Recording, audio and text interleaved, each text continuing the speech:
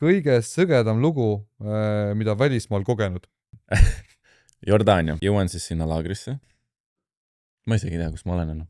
Vaata, mul ei ole levi ja ma ei ole mappi ära laadinud, nii et ma olen lihtsalt kuskil halli pildi peal. Ja ma ütlen sulle ausalt, esimest korda vist elus mul oli natuke surmahirm.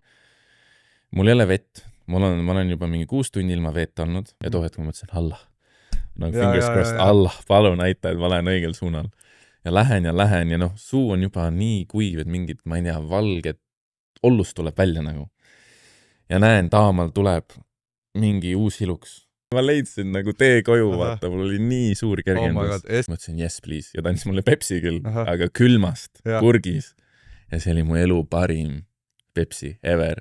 See oli külm, see oli magus ja ma olin nii õnnelik. Nagu. Ja elus, päästetud. Ja elus, ja. Aga võib-olla kõige üks sõgedamate storinast, et neid storisid on veel kindlasti.